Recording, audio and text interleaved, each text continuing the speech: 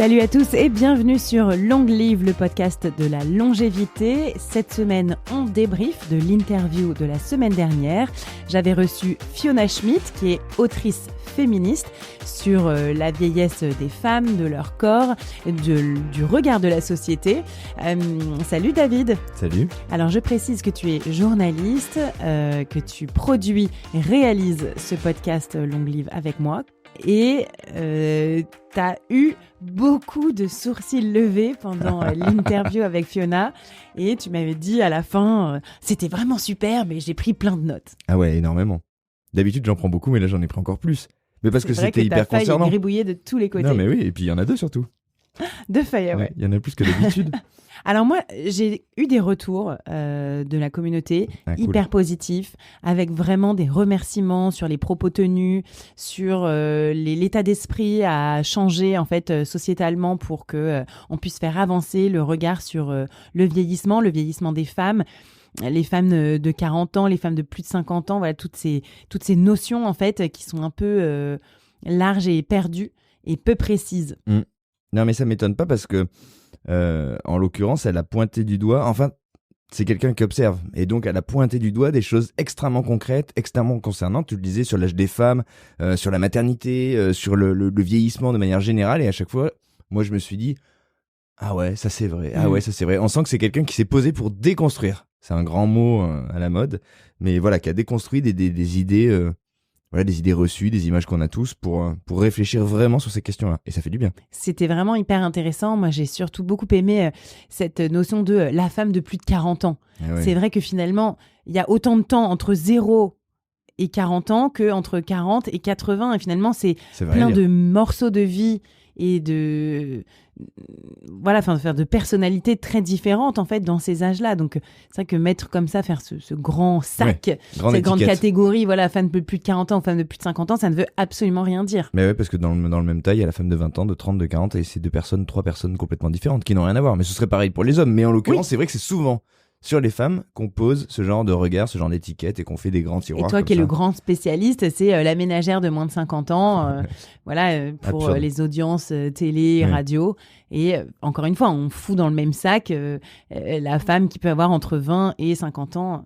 Mais ça dit plein de choses différentes. Ça en dit long sur le besoin de la société de mettre de mettre les gens dans des cases. Et surtout, combien c'est souvent la femme qui est victime du regard et de la stigmatisation. Ouais. Tout à fait. C'est édifiant. Commençons, si on reprend le fil de son discours, on a commencé par parler de l'injonction à la maternité. On est socialisé autour de la maternité extrêmement tôt. À partir du moment où on parle, où on nous met un poupon dans les bras en nous disant que c'est notre enfant et qu'il faut en prendre soin, on a à peu près 3 ans, 2 ans. Ouais, à peine. Voilà. Ouais. À partir du moment où on joue à la maman avec ses camarades de classe, alors que les petits garçons, eux, ne jouent pas au papa avec leurs petits camarades de classe, ils jouent à des... Voilà. Je trouve ça bizarre. Exactement. Et puis c'est très mal vu que les petits garçons jouent à la poupée et à tout ce qu'on appelle aujourd'hui les activités du care. Donc, et moi je me souviens très bien qu'à l'école, on jouait à comment s'appellera ton mari quand il sera grand et comment tu appelleras tes enfants. Alors moi je suis un peu circonspecte parce que je ne sais pas, j'ai pas l'impression d'avoir éduqué mes enfants dans ce sens-là. C'est vrai que mon fils très vite s'est intéressé aux voitures, aux avions et au foot, et ma fille pas tant à la poupée, mais au côté Barbie, petit poney, un peu maternant. Donc je ne sais pas. Ouais. Mais c'est tout le problème de cet épisode en fait. C'est que moi à chaque fois je me suis dit, elle a complètement raison, et à chaque fois je me suis dit, c'est quand même hyper caricatural. C'est-à-dire que c'est forcément grossier. Alors oui, on est à une époque où il faut pointer les choses du doigt, mais en fait, à chaque fois qu'elle a pointé quelque chose du doigt, je me suis dit, tout le monde n'est pas comme ça. Exactement. Mais oui. Exactement. Et en l'occurrence, moi, il y a quelque chose qui me dépasse, c'est que par exemple, donc j'ai 2 enfants, 4 et 6, ma fille est la plus grande. Mon fils est passionné de pirates, de dinosaures et de Spider-Man. Ma fille n'aime que les princesses et que le rose. Moi, je n'ai jamais œuvré pour ça. Je suis assez d'accord, moi aussi. Alors après, est-ce que c'est aussi les copains, les copines et que de toute façon, toute la société est dans ce sens-là je ne sais pas, en fait, l'œuf et la poule. Mais ça veut dire que culturellement, c'est très ancré, je pense. Parce que si c'est pas nous, c'est l'école, ils l'inventent pas. Je pense pas que ce soit dans les gènes d'une petite fille d'aimer le rose et les paillettes. Je suis pas sûr. Donc ça veut dire que c'est très ancré. Et donc ça voudrait dire qu'elle a raison, finalement, Fiona. Je sais que par exemple, mon fils est assez intéressé par les accessoires féminins. Par exemple, les éventails, les boucles d'oreilles, les gants. Je vois que ça l'intrigue en fait. Parfois, il prend une boucle d'oreille, il regarde ce que ça ferait sur lui, mais pas parce qu'il a envie d'en mettre une, mais... Par curiosité. Voilà, il est curieux de tout ça. Ça veut peut-être dire qu'il sera styliste. Peut-être. Créateur de mode. Peut-être, mais en tout cas, je sens qu'il aurait envie qu'on l'autorise à être un peu plus curieux. Ah ouais, il reste derrière la barrière. Voilà, moi, je le laisse, mais je sens que voilà, il se l'interdit. Ah, c'est drôle. Ah oui, il y a forcément un truc, des injonctions qui font que, voilà... on questionne les filles et on amène les filles sur des terrains sur lesquels on n'amène pas les garçons. Elle, il y a une double injonction, c'est aussi la projection dans le rôle de mère. Elle a dit moi j'ai toujours su que je ne voulais pas d'enfant et j'ai toujours eu à me justifier.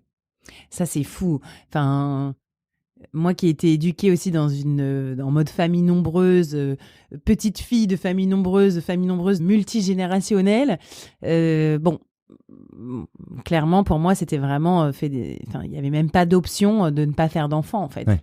Donc même je me demande quelle force mentale il faut avoir pour des petites se dire qu'on ne veut pas d'enfant.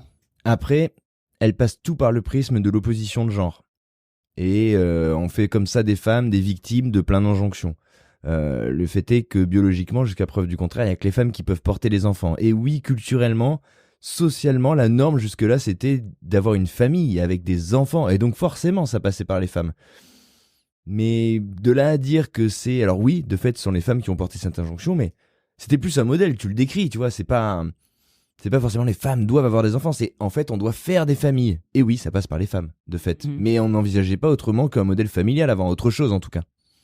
Oui, de toute façon, c'est tellement nouveau cet accès au contrôle de la fertilité que tout est à construire finalement, même plutôt que de déconstruire, finalement, c'est plutôt tout est à construire autour de ça, autour de la relation à la fertilité, à la contraception, au rapport homme-femme vis-à-vis de la famille. On commence juste à se rendre compte qu'il y a d'autres façons d'avoir des contraceptions, peut-être même la contraception masculine, c'est encore tout nouveau, c'est aux prémices, donc de toute façon, on en est au tout début. Au-delà de la contraception, il y a le modèle aussi. C'est-à-dire qu'on n'a pas encore intégré qu'on peut vivre autrement qu'en famille, qu'en étant un couple hétéro, parce que ça reste quand même la norme dans la tête des gens et dans la représentation collective, avec des enfants.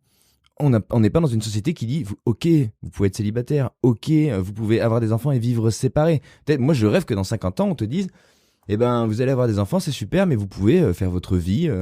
avoir 2 maisons différentes, machin, parce que en fait, on s'est rendu compte que en fait, être parent et couple, c'est le bordel. Soyez déjà parents, soyez bons parents, et puis gérez votre couple comme vous le voulez. Enfin, pour l'instant, il n'y a qu'un modèle qui existe, c'est celui de la famille. Donc, Et peut-être aussi revenir historiquement que le modèle de la famille qui a été un peu imposé par notamment les religions monothéistes, c'était à la base pour protéger la femme. Il faut aussi le revoir. Alors ça a été abusé, bien sûr, mais en fait, c'est justement pour que les hommes se sentent obligés de rester avec la même femme pour leur apporter soutien financier, matériel, et pour ne pas, comme ça, laisser des femmes avec des enfants, alors qu'à l'époque, les femmes ne pouvaient pas forcément travailler, etc. Donc, ça obligeait finalement d'avoir un peu cette protection de la femme et de l'enfant, qui aujourd'hui n'est plus du tout le cas, puisqu'on est dans un autre système où bien sûr les femmes sont émancipées et peuvent vivre de leurs propres ailes. Mais donc c'est aussi pour ça qu'il faut peut-être reconstruire, même plus que déconstruire, et imaginer une société encore différente, et c'est intéressant. Mais c'est bien de montrer que tout est possible, et que le monde est tellement vaste, et que les possibilités sont tellement vastes, qu'il y a encore tout à inventer.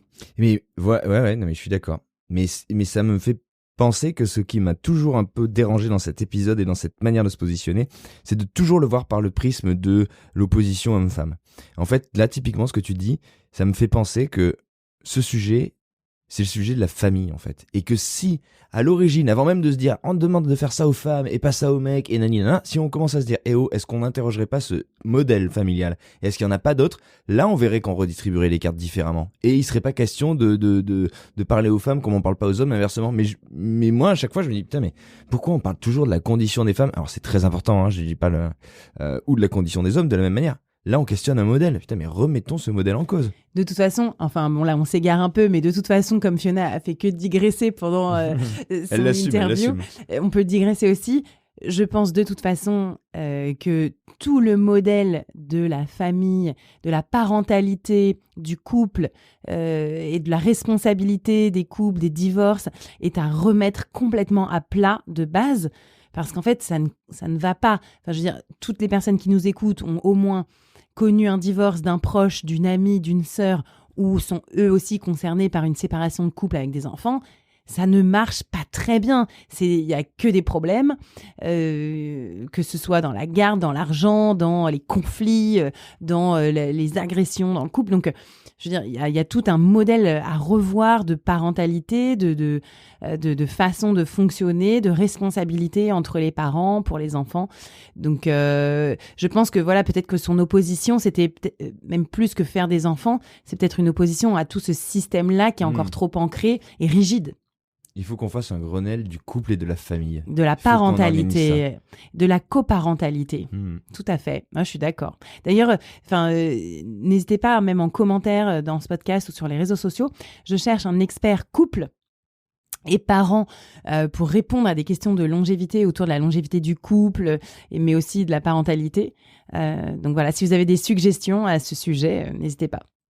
Parlons de féminisme, parce que c'est quand même un thème qui lui est cher, c'est des valeurs qu'elle prône et qu'elle porte. J'ai bien aimé le contraste qu'elle a apporté. Il y a quelque chose qui a été extrêmement important, dont je parle souvent, c'est la lecture de Bad Feminist, d'une autrice américaine qui s'appelle Roxane Gay. En gros, elle dit qu'on a le droit en tant que féministe d'avoir des contradictions et que ça ne fait pas nécessairement de nous une mauvaise féministe, mais juste un être humain. Et que le féminisme est porté par des êtres humains, incarné par des êtres humains, et qu'à ce titre, il est par essence imparfait. En fait, j'ai subi beaucoup, alors en tant que femme, et peut-être aussi, j'ai subi beaucoup d'injonctions, et j'essaie autant que possible de ne pas faire subir d'injonctions aux autres. Donc chacun fait comme il peut, voilà, et ça n'empêche pas de faire évidemment des efforts. Mais je pense que c'est important aussi de considérer qu'il y a une marge de progression et qu'on n'est pas parfaite et que justement c'est dans cette marge de progression que réside notre engagement quel qu'il soit. Ouais, ce livre Bad Feminist, d'ailleurs que j'ai acheté, je l'ai pas encore lu, mais je vais ça me donnait envie de le lire aussi, ouais. Chercher à la librairie. J'adore, moi, le côté, oui, on peut être féministe et mettre du rouge à lèvres. On peut être féministe et avoir envie de faire du botox. On peut être féministe et avoir 5 mecs en même temps. Ah ouais. Voilà, non, mais il n'y a pas de bonne ou de mauvaise façon et qu'on est humain et on est ambivalent et on est complexe. Ouais, complètement. Mais c'est chouette parce que il y a un discours qui est à la fois emporté et convaincu, et un discours qui se dit moi je suis pas parfaite dans ce rôle-là, j'ai mes contradictions aussi. Et puis ça dit un truc, c'est que là elle vient de dire qu'elle avait eu du mal à s'emparer du féminisme parce qu'elle se disait pas légitime, machin. Et en fait elle s'est dit oui, c'est pas parce que je suis pas Simone de Beauvoir que je peux pas moi aussi me sentir concernée et m'impliquer. Ouais, je trouve que c'est important, ça laisse aussi à tout le monde la possibilité de s'emparer du sujet à son propre niveau et d'avoir se permettre en fait de réfléchir et parfois de contribuer à certaines actions qui te concernent plus que d'autres. Et vous avez fait le parallèle avec l'écologie en fait. C'est pas parce que je suis pas parfait que je peux ne pas être engagé. Et finalement, mon implication qui va me faire progresser dans ces valeurs ou dans cette thématique, c'est là que se situe vraiment l'engagement. Et ça, c'est intéressant. C'est enthousiasmant, ça veut dire qu'on peut s'y mettre. Quel que soit le sujet d'ailleurs. Oui, ça marche aussi pour le sport. C'est exactement ça. C'est dans ton implication que se situe l'engagement. C'est pas mal ça. Je suis plus féministe que sportif. C'est déjà bien. L'autre grand sujet que vous avez évoqué, c'est l'âge. L'âge, c'est dans la tête. Et elle a passé en revue toutes les expressions qui stigmatisent et qui pointent du doigt cette question-là. Il faut rester jeune, en gros. faut rester jeune, les vieux cons, lâche c'est dans la tête, c'est une question de volonté. Ouais, c'est sûr. Et j'ai bien aimé moi aussi le fait qu'elle parle de choix. Et parfois, on n'a juste pas le choix de mal vieillir. D'ailleurs, elle prend le cas de ses propres parents. Et elle était assez émue. Et c'est vrai que parfois, il faut l'avouer, on n'a pas forcément le choix. Du jour au lendemain, tu te tapes une maladie terrible ou voilà, tu perds la boule. Bon, bah voilà, tu vieillis comme tu peux. Ah donc c'est aussi assez intéressant, je pense, de le dire. Il y a aussi beaucoup le côté privilège, le privilège des gens un peu plus riches, éduqués, qui peuvent se permettre aussi de mieux agir sur leur vieillissement. Après, il y a quand même un truc où là aussi, ça grossit le trait. C'est-à-dire qu'elle parle des expressions, mais il y a des expressions qui concernent les jeunes aussi. Et... Oui, jeune con. Oui, voilà. Enfin, je veux dire, ça marche dans les deux sens, finalement. Et elle le dit, ça d'ailleurs. Oh, les cons, il y en a partout, en fait. C'est pas une Jeunes, question vieux. d'âge. C'est pas une question d'âge. Mais en tout cas, sur les personnes vieillissantes, vous avez insisté là-dessus et c'est intéressant. Vous avez notamment pointé du doigt le fait qu'on les infantilise. Devant mes grands-parents, par exemple, plus ils vieillissaient, plus leurs enfants, dont faisait partie ma mère, s'adressaient à eux comme si c'était des enfants, en leur disant mange pas trop de sucre, en faisant attention aux obstacles qu'ils étaient susceptibles de heurter sur leur passage. Enfin, c'est vraiment. Leur disant pas tout. Oui, exactement. En leur disant pas tout. Enfin, on a une façon d'infantiliser les vieux qui est, à mon avis, extrêmement problématique. Et donc, je pense que si on s'adressait simplement aux vieux comme à des êtres, comme on s'adresse aux adultes. Tu passes de adulte vacciné responsable à retraité, fragile exactement. et dépendant. Voilà, exactement. Moi, j'essaye à chaque fois quand je vois ma grand-mère de pas lui parler justement de façon comme ça, infantilisée. De parler normalement. Mais parfois, j'ai presque l'impression qu'elle aime bien maintenant. Elle s'y est habituée. Et Mais parce que ça part pas d'une mauvaise intention. Ça se veut réconfortant, bienveillant et tout ça. C'est ça aussi. Oui, tout à fait. Et en fait, après, je pense qu'on s'y habitue. Et du coup, quand tu lui parles normalement, tu vois, je sens que ça lui fait bizarre. En fait, elle a plus l'habitude. Il manque un petit vernis habituel de cette considération. Mais ça, par contre, la prise de décision, de fait d'infantiliser parce qu'on les laisse plus prendre leurs propres décisions, ça, c'est terrible. Et en fait, à la fin, vraiment, moi j'ai l'exemple de ma grand-mère qui maintenant donc est en EHPAD depuis bientôt 2 ans. Elle va sur ses 101 ans et elle ne prend plus aucune décision. En fait, elle est plus du tout actrice de sa vie. C'est-à-dire que si on lui dit de mettre des chaussures, elle en met. Si on lui dit de les enlever, elle les enlève. Bon, à 101 ans, après, on peut comprendre qu'on soit plus en pleine possession de ses moyens non plus.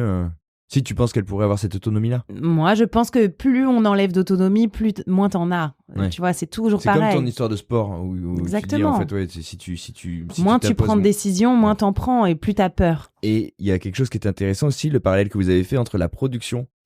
C'est-à-dire qu'en gros, on change de statut quand on ne produit pas ou plus de richesse. Là, tu prends l'exemple de ta grand-mère qui est très âgée, mais par exemple, vous avez parlé des gens retraités. Et c'est vrai qu'à partir de ce moment-là, hop, t'es plus un adulte. On bascule. T'es un retraité, quoi. Ouais. T'es plus un actif, t'es un retraité. Alors qu'en fait, retraité, finalement, tu produis. Tu dépenses ton argent, donc ça crée des richesses. Tu peux t'investir dans le milieu associatif, faire des choses, créer des choses. Et choses. puis, même si tu fais quelque chose sans asso, mais que tu t'occupes de tes petits-enfants pour aider ta fille ou ton fils à garder les petits, ou si, tu t'entraînes tes enfants à aller faire du sport, des trucs comme ça, tu restes hyper actif. Mais ça, de toute façon, oui, c'est sûr que il y a aussi toute une reconstruction, je pense même, à faire autour de la retraite et de l'âge d'après 65 ans. Finalement, tu bosses, mais tu bosses encore, mais plus vraiment.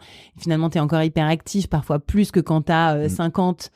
Donc, il y a toute une nouvelle image à apporter, je pense, de la vie prolongée. Mais la société ne sait pas regarder ces gens-là. Et elle ne sait pas les regarder très tôt. Là, cette semaine, on a entendu des ministres, et notamment le ministre de l'économie ou celui du travail, qui parlent des gens d'après 55 ans, dont les entreprises ne savent plus trop quoi faire. Et ils disent, mais non, on va aider, puisque évidemment, on peut encore, il y a des pistes pour eux et tout. Moi, j'écoutais ça, je me disais, mais pas du tout, en fait. Pas du tout. La vérité, c'est qu'après 50 ans, 55 ans, c'est déjà tard, les entreprises, elles te déconsidèrent. Et de fait, la société aussi.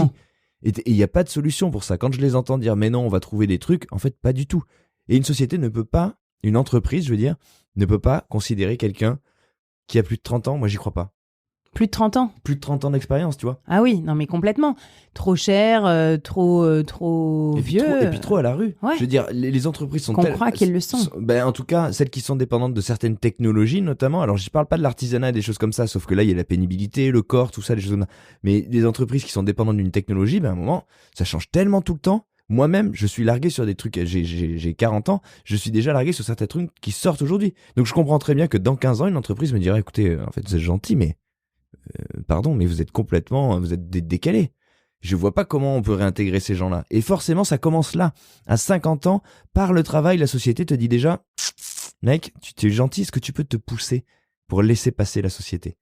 Moi, je le vois très très bien dans la génération de mon mari, parce que voilà, il a 10 ans de plus que moi, donc voilà, il est vraiment dans cette tranche, lui, ses amis, dans cette tranche en fait, les quinquas.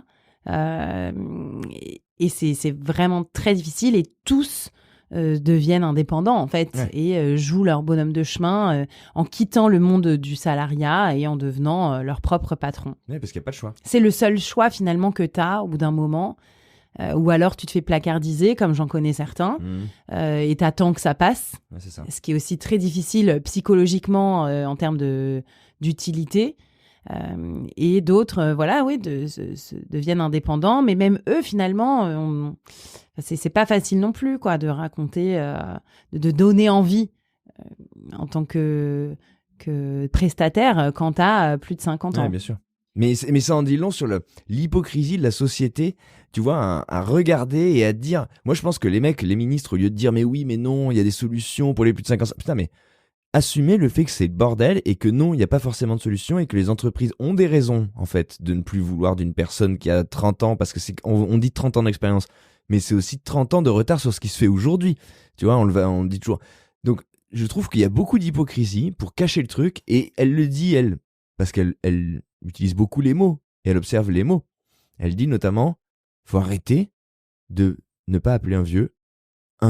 Et ça commence par là, en fait, par comment on nomme les choses et comment on les regarde, en fait. Je suis tout à fait d'accord, il faut dire les choses, il faut parler normalement, il faut utiliser les mots qui sont adaptés, il faut pas parler Et il faut accepter que ça ne va pas, enfin, il y a vraiment un vrai problème à ce niveau-là. Et donc, qu'est-ce qu'on fait ? Moi, j'ai pas forcément la solution.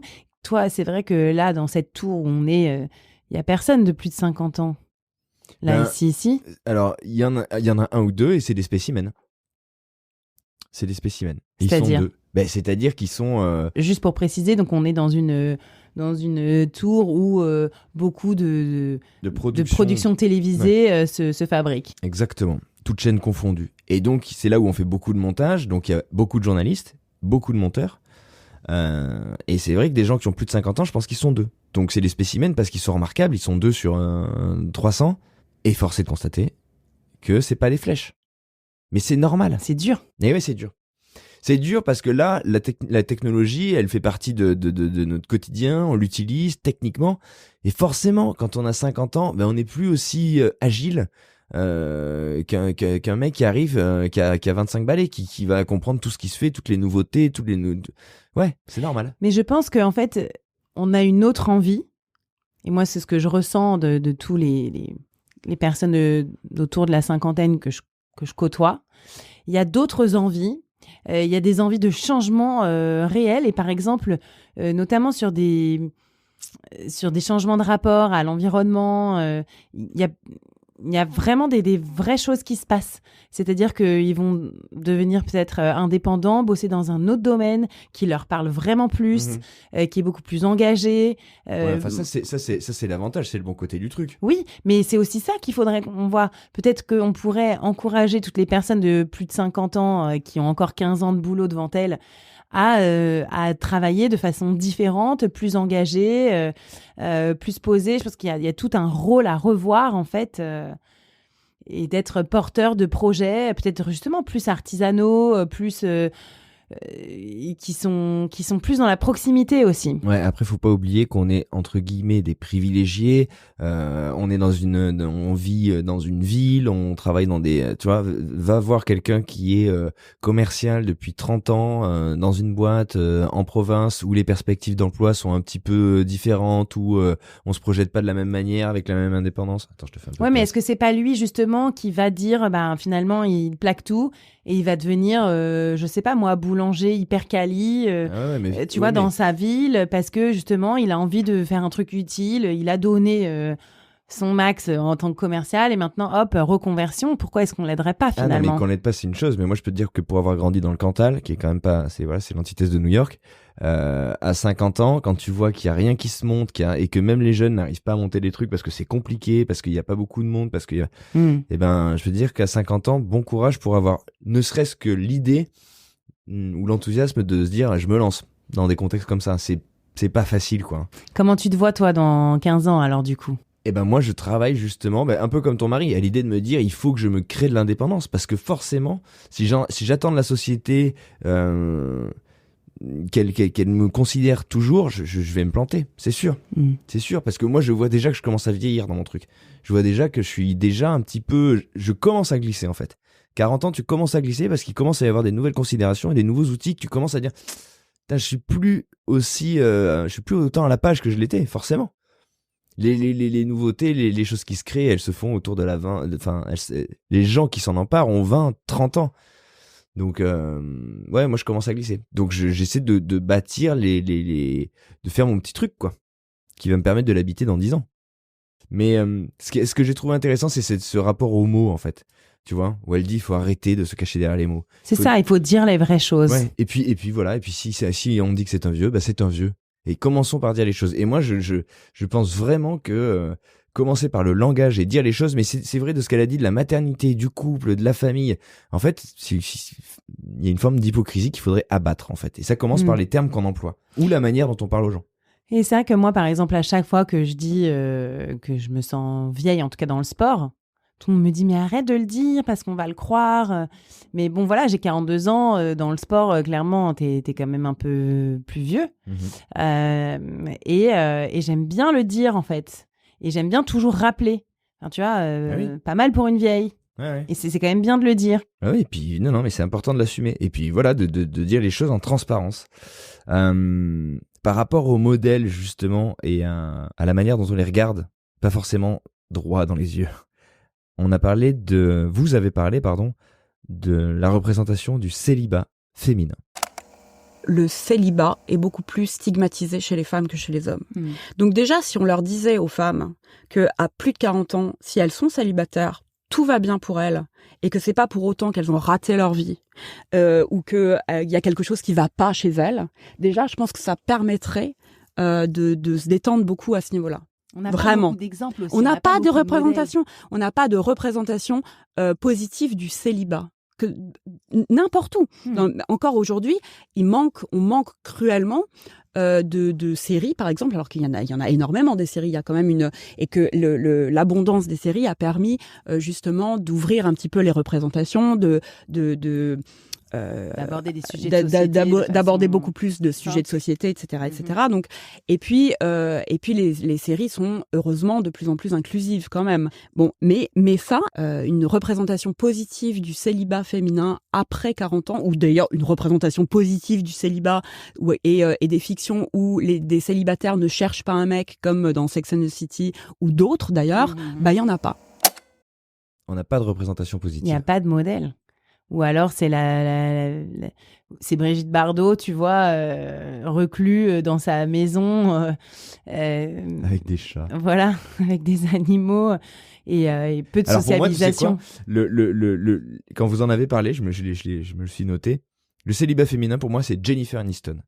C'est pour moi l'incarnation de la femme seule qui doit avoir 50 ans, peut-être maintenant Jennifer Aniston. Plutôt 55, ouais. Ouais, mais en gros, de 35 à... Enfin, c'était la meuf seule. Mais seule et loseuse. Oui, parce qu'elle alors qui est le nouveau mec de Jennifer Aniston, éploré parce qu'elle a perdu son boyfriend, c'est ça. Toujours pas d'enfant, la pauvre. Et du coup, la solitude était toujours assimilée à une défaite, à de l'échec. Et pour moi, quand tu dis une femme seule, je pense à Jennifer Aniston, et du coup, cette solitude est pour moi l'échec du couple, l'échec de la maternité, parce qu'elle, elle a voulu être en couple, elle a voulu se marier, elle a voulu être mère. Bam, elle a mangé que des cartons. Donc c'est vrai qu'il n'y a pas de représentation. Non, ou sinon c'est Bridget Jones, toujours à la recherche d'un mec. Voilà, à chaque fois, les représentations de la femme célibataire, à part dans Sex and the City, où tu avais, tu sais, la célibataire, là, comment elle s'appelle ? Qui arrivera. Non, mais c'est je suis Amanda, nul je en crois. Sex and the City, moi. Et qui incarne vraiment la célibataire assumée, un peu nymphomane. Bon, bref, peu importe, elle fait ce qu'elle veut. Mais il y a eu très, très peu de modèles. Ben, là, c'est encore un des trucs qui, moi, me faisait un peu tiquer, c'est que j'ai pas l'impression qu'il y ait beaucoup de modèles de célibat masculin qui soient positifs. Là, elle pointe du doigt le fait qu'on n'a pas de représentation positive du célibat féminin. Il y en a certainement un peu plus du côté des mecs, mais il n'y a pas non plus de figure où je me dis « Ah, l'éternel célibataire, classe, ah si, Leonardo. » Oh là, il est plus très classe. Mais non. En fait, non, mais c'est là où c'est intéressant, c'est que pour moi... Il a tapé Leonardo DiCaprio, il donne plus envie. C'est pour ça qu'il est célibataire. Le célibataire éternel, pour moi, c'est Leonardo DiCaprio. Mais comment dire, le revers de ça, c'est que pour moi, c'est un mec qui se tape toutes les nanas, qui se tape que des mannequins de 20 ans, qui c'est pas très valorisant non plus. Donc, des représentations positives du célibataire masculin, j'en vois pas beaucoup non plus. George Clooney, ah non, finalement, il a fini avec oui, cette longtemps, nana, il a été ça. Mais il n'y a pas eu beaucoup de représentation. Alors, elle en parle de ça. Elle dit aussi, et vous avez parlé de la représentation des femmes dans les médias, sur les écrans. Et c'est vrai que c'est édifiant. Il y a beaucoup moins de femmes représentées à l'écran que d'hommes. Ouais, c'est sûr. Élise Lucet, elle fait vraiment office de guerrière qui tient les rênes. Il y a eu Claire Chazal avant elle, mais sinon, c'est sûr que oui... tout ce qui est télé, médias, les femmes disparaissent des écrans. Voilà, il y a eu Sophie Davant qu'on a eu dans le podcast. Mais c'est vrai qu'il n'y a pas rare. beaucoup de figures. Il n'y a pas beaucoup de figures. 3 fois moins, vous disiez, de femmes de plus de 50 ans exposées, quels que soient les écrans, 3 fois moins de femmes que d'hommes. Alors que la population féminine est extrêmement développée. Ouais, et brillante et bien formée. Mais non, c'est sûr. Mais de toute façon, c'est toujours ce rapport à l'image, la séduction, l'envie. Et voilà. Et pour l'instant, on a encore cette image de la femme plus âgée qui ne séduit plus. Donc, il faut changer aussi cette image. Alors, dans le genre, il faut changer. Moi aussi, j'ai levé des sourcils dans ce truc parce que ça me fait réagir à ce que je peux traverser. Moi, je suis un peu dans le pire des... Enfin, non, ton mari est dans le pire parce que c'est plutôt les quinquas. Mais pour un homme, aujourd'hui, être blanc, hétéro et avoir entre 40 ou plutôt 50 ans, c'est pas simple. C'est pas simple parce que déjà il faut intégrer un nouveau logiciel, un nouveau rapport à la vie. Il y a énormément de revendications du côté féminin qui sont légitimes, normales. L'après MeToo est une vague dont la profondeur est considérable en fait. Et en fait, dans les discours féministes, parfois, et elle peut le porter parce que le trait est un peu grossi aussi, même si elle fait très attention et qu'elle veut, elle n'exclure personne et ne pas reproduire des injonctions. Il y a quand même des trucs où je me dis, en fait, aujourd'hui, on est dans le temps du combat. Donc, il faut taper très fort pour rétablir des déséquilibres. Mais la situation, elle commence déjà un petit peu à changer. Et pour autant, on continue à taper. Ce que je veux dire par là, c'est que moi, je trouve que quand j'entends des jeunes de 20 ans parler, et des mecs, je trouve qu'ils ont un autre rapport aux choses, aux femmes, à la société. Ils ont déjà intégré ces trucs-là. Pour moi, le changement, il est déjà en train de se faire. Mais nous, pauvres boomers de 40 ans, on n'est pas là-dedans. On n'incarne pas ce changement. Et donc, il y a des nanas ou la société, qui peuvent nous taper dessus pour essayer de rétablir le déséquilibre qu'on n'a même pas nous institué, mais qui est culturel et qui remonte à longtemps. Après, j'arrête ce monologue, mais j'ai un exemple. Non, moi, il y a quelques temps, on m'a fait passer il y a eu un casting qui a été organisé pour une émission télé. Moi, ça m'intéressait. T'as postulé. Et on m'a dit, bah, c'est hyper sympa, mais en fait, on cherche on veut que des femmes. Et alors, bon, je me suis dit, mais en fait, non, oui, c'est bizarre. C'est bizarre. Il me dit, oui, mais tu comprends, il y a vachement d'hommes à l'antenne puisqu'on parlait de ça juste avant. D'accord, de la donc tu sens que tu as été victime d'une discrimination. C'est pas je sens, c'est que c'est de fait. On m'a dit, en fait, ce casting est fermé. Si on remplaçait le terme, ce casting est fermé aux hommes, enfin, on cherche que les femmes. C'était pas dit officiellement du tout. D'accord.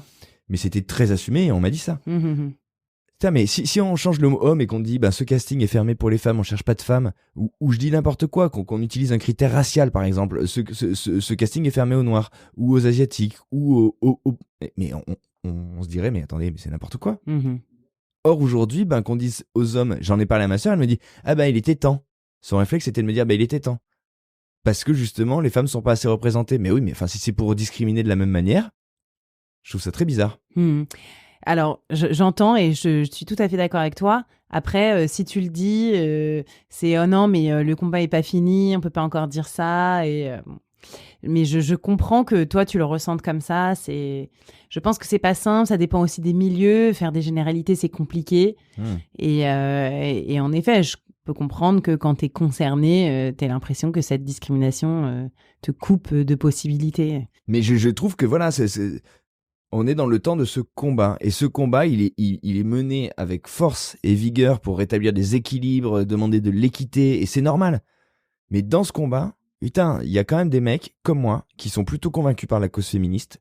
L'évidence que l'équité entre un homme et une femme doit être valable sur tous les terrains et qu'il n'y a aucune raison de le considérer autrement, enfin, c'est complètement absurde. Pour autant, je me prends des balles perdues quand même. Hein, je me fais exclure, je prends des réflexions, ou on peut se méfier de moi, ou machin, ou truc, parce que je suis assimilé, homme de 40 ans, voilà. Compliqué. C'est une période qui est compliquée. C'est compliqué, mais je pense que c'est en parlant et justement en s'exprimant comme ça, de façon un peu plus longue et pas juste 2 petites phrases sorties de leur contexte, qu'on arrive aussi à faire ressentir les émotions et les vraies choses. Et c'est vrai que toujours pointer du doigt les hommes méchants, c'est un peu vite fait. On n'est pas tous des bourreaux, on n'est pas tous des... Et moi, ça me fait peur, ces postures-là.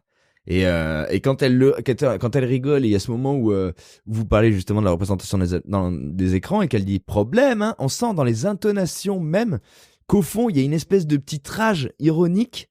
Et je trouve que cette rage ironique, si elle est justifiée, elle peut créer des dommages collatéraux. En tout cas, moi, elle me fait peur en tant que représentant de la communauté d'en face, mais qui, je pense, n'a jamais rien fait de... Alors si, je pense qu'il y a plein de choses que j'aurais fait différemment si j'étais complètement déconstruit, comme on dit. Mais voilà, ça me fait un peu peur. Ouais.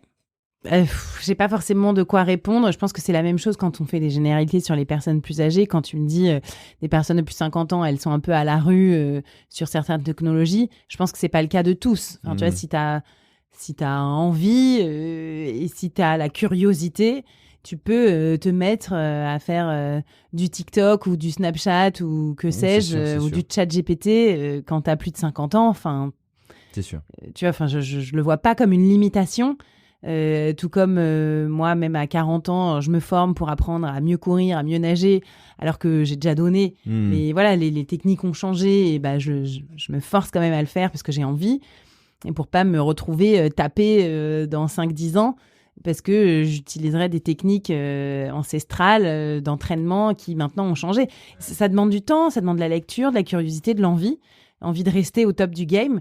Donc on peut aussi le faire, mais pourquoi est-ce que je le fais ? Je le fais aussi parce que je sens que j'ai de l'avenir dans mon métier et que je suis motivée. Donc voilà, je pense qu'il y a un peu les deux. Si on fait aussi ressentir aux personnes de plus de 45 ans ou plus de 50 ans dans leur travail qu'elles n'ont plus d'avenir dans leur univers professionnel, forcément, elles vont se désintéresser, elles vont se désenthousiasmer et ne pas réagir de façon proactive. Alors que quand tu sens que les gens ont envie de toi, ont envie encore de t'écouter, ont encore envie de travailler avec toi, ça te donne envie aussi de te faire un peu chier et d'aller chercher les infos et d'être toujours expert. Non, parce qu'on peut être expert à 25 ans et plus expert à 30 ans. Si tu continues pas de te former ou de t'intéresser, tu vois, en 5 ans, ça peut aussi être fini. Non, mais t'as raison, en reprenant cet exemple, tu me pointes du doigt en disant ça, t'as raison, en fait, le vrai truc, c'est qu'il faut faire attention à la généralisation. Et on est parti de ça en parlant des femmes, et en fait, c'est vrai pour tout, en fait. Peut-être qu'une des solutions, c'est quelque chose que vous avez évoqué juste après. Je pense aussi qu'il est très important de favoriser les dialogues intergénérationnels. Moi, je sais que j'apprends beaucoup d'enfants qui sont autour de moi, parce que c'est pas parce que je ne veux pas d'enfants que, évidemment, je ne suis pas entourée d'enfants. Donc j'apprends beaucoup de ma belle petite fille, oui, parce que je suis belle mamie, ce qui m'a foutu un vrai coup de vieux. J'ai été belle mamie à 37 ans, je peux vous dire que bon, bref, voilà, c'est particulier. Et j'apprends des enfants, donc des tout petits enfants. J'apprends des personnes qui ont mon âge. J'apprends de mes voisins qui ont plus de 80 ans et qui sont merveilleux. Enfin. Et je pense que ce soit dans les milieux militants, mais tout le monde n'est pas militant, mais ou dans la vraie vie entre guillemets, même si le militantisme fait partie de ma vraie vie, il n'est pas décompté de ma vraie vie puisqu'il fait partie intégrante de ma vie. Il faudrait apprendre à ne pas considérer que les vieux sont par essence, encore une fois, moins sachants ou qui n'apportent plus rien au dialogue, y compris social. Je pense que c'est très important de chercher la parole et d'accueillir la parole des personnes plus âgées que nous. Eh bien, écoute, moi, j'ai l'impression d'être dans ce dialogue intergénérationnel avec ce podcast, puisqu'on fait intervenir des jeunes comme Marine L'Orphelin sur la longévité et des vieux comme Perla Servan-Schreiber sur la longévité. Enfin, je veux dire, là, pour l'instant, on a quand même réussi à avoir plus de 55 ans d'écart entre les générations de ce qu'on propose. Donc, voilà, enfin, je suis très heureuse de faire ce podcast. J'ai l'impression vraiment qu'on y est. Et en effet, il faut donner la parole à tout le monde sur ce sujet. Et il n'y a pas beaucoup d'espace de croisement. Alors nous, on a la chance d'être, entre guillemets, et toi particulièrement, mais comme je suis témoin de ça, d'être à la charnière. C'est-à-dire qu'effectivement, toi, tu vois Marine L'Orphelin, et puis le lendemain, tu vois Perla Servan-Schreiber, tu vois Sophie Davant et Fiona Schmidt, et tu vois un David Le Breton qu'on diffusera bientôt, et des Anthony Berthoud plus jeunes. Effectivement, tu es au milieu du croisement, mais eux, entre eux, et dans le quotidien, c'est vrai que là, pour le coup, je suis d'accord avec elle très souvent d'ailleurs, mais il n'y a pas beaucoup d'espace de croisement entre les générations. Il n'y a pas beaucoup les vieux sont entre eux. Non, mais là, tu vois, tu viens de me donner une idée d'organisation de conférences avec un croisement intergénérationnel. C'est-à-dire que t'invites 4 personnes de tous âges, un vingtenaire, trentenaire, quarantenaire, 60, enfin voilà, pour pouvoir parler en fait de ce sujet selon leur sensibilité. Parce qu'on les connaît tous, mais on les a pas fait se croiser en fait. Et c'est intéressant. Et elle le dit de par son expérience. Elle est en contact avec des enfants, avec des plus jeunes, avec ses voisins qui ont 80 ans et qui sont merveilleux. Vous avez terminé sur cette notion qui, forcément, est quelque chose qui revient très souvent dans les interviews que tu fais. C'est l'idée de bien vieillir. Pendant très longtemps, bien vieillir, pour moi, c'était résister au temps. C'est-à-dire conserver le plus possible, le plus longtemps possible, l'apparence de la jeunesse. Donc, en fait, ne pas vieillir, rester jeune. Et vraiment écrire ce livre et déconstruire toutes ces injonctions, tous ces préjugés qu'on a sur le vieillissement, les personnes âgées, et notamment les vieilles femmes particulièrement, puisqu'il y a beaucoup plus de préjugés attachés aux vieilles femmes qu'aux hommes vieux. Ça m'a permis de redéfinir le bien vieillir. Et pour moi, bien vieillir, ça n'est plus résister au temps, donc rester jeune jusqu'à la mort. C'est plutôt réfléchir à ce que je veux faire du temps dont je dispose. C'est ça, c'est pas de rajouter des années à la vie, mais de la vie aux années. C'est-à-dire que comment est-ce que tu profites, c'est pas mal ça. Comment est-ce que tu trouves du plaisir jusqu'au bout et comment est-ce que tu vis comme tu as envie de le vivre sans répondre forcément aux catégories auxquelles tu appartiens ou aux injonctions ou à la norme. Et là, elle reprend un truc aussi qui lui va bien et qu'elle fait, sur lequel elle fait très attention. C'est en fait, tant que les choses nous parlent, il faut les vivre comme ça. Et on a le droit de mettre des crèmes. En fait, voilà, chacun voit midi un peu à sa porte et compose. Mais ce qui compte, c'est d'investir le temps, quoi. D'investir le temps, d'y trouver du plaisir, de se faire plaisir. Et dans le respect de chacun. Donc voilà, il y a vraiment cette notion d'être soi à 100%. Dans une société où on est très nombreux et où il faut aussi respecter les possibilités de chacun. Et finalement, c'était assez doux cette conclusion. Et il y avait aussi beaucoup cette notion du plaisir dans le sport, plus que le sport pour maigrir ou le sport pour bien vieillir. Et que moi, j'essaye aussi de diffuser de façon assez large. Et c'est encore très difficile d'en parler. Par exemple, là récemment, j'en ai parlé sur mes réseaux sociaux du sport plaisir, du sport nature, pour se dépasser, mais voilà, plus pour sa propre estime de soi, sa confiance en soi. Et beaucoup de messages étaient encore dans le « oui, mais pour les cuisses, qu'est-ce que tu me conseillerais ?» Et pour perdre du poids et tout ça. Donc, c'est encore très ancré et il y a encore... C'est aussi un truc d'âge. Tu vois, moi, j'ai envie d'avoir des muscles. Je suis encore dans l'âge où j'ai envie d'avoir des muscles. Je pense que dans 15 ans, quand je me dirais, mec, en fait, t'en as jamais eu de ta vie, donc tu vas peut-être te calmer. Et puis c'est peut-être pas... J'ai juste envie de pas mourir demain. Oui, voilà. Non, mais tu vois, c'est bon. Je pense que c'est aussi des trucs de génération, mais non, j'ai bien aimé cette histoire d'investir le temps. Et chose que je me dis depuis très peu de temps, j'ai eu l'impression d'avoir fait une découverte, moi, là, récemment. Parce que moi, c'était mon anniversaire aussi. Moi, je viens d'avoir 41 ans. Je te rattrape presque. Bon anniversaire. Voilà, cours plus vite. Mais je me suis dit un truc, et c'est ce que tu viens de dire là, c'est que je me suis rendu compte de cette évidence que, en fait, il faut aller chercher son bonheur à soi. Ça peut paraître égoïste de se dire qu'il faut se satisfaire et aller chercher son plaisir. Mais je me rends compte que si tu ne fais pas ça, si tu ne commences pas par ça, tu ne seras pas bien avec les autres. C'est pas possible. Il s'agit pas de le faire au détriment.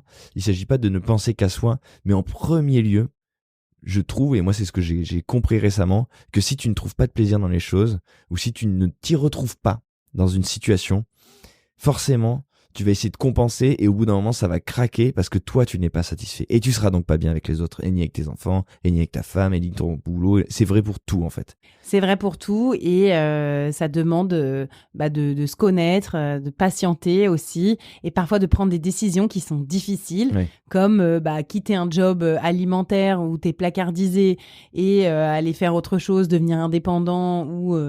se mettre un peu en danger, mais qui vraiment te plaît. Et par exemple, quand tu as plus de 45 ans, plus de 50 ans, ça fait vraiment flipper. Aussi parce que même s'il y a beaucoup de gens qui le font, on n'a pas beaucoup de modèles. Tous les entrepreneurs mis super en avant, qui lèvent des millions d'euros, c'est toujours des super jeunes. Ils ont 25 ans, ils sortent de l'école, ils ont monté un truc en 2-3 ans et hop, ils ont levé des fonds de folie. Mais il y a aussi des personnes qui, à plus de 50 ans, montent un business, s'en sortent très bien, vivent leur meilleure vie, sans forcément lever des milliards, mais au moins ont l'impression de vivre quelque chose de beaucoup plus fort. Donc ça existe aussi, c'est possible. D'ailleurs, il y a le podcast de Pauline Léniaud qui met très souvent en avant des personnes comme ça, et c'est vraiment enrichissant. Mais voilà, cette idée de partir de soi, moi je trouve ça chouette en fait. Sans exclure qui que ce soit. Partir de soi, partir de son plaisir. C'est pas mal.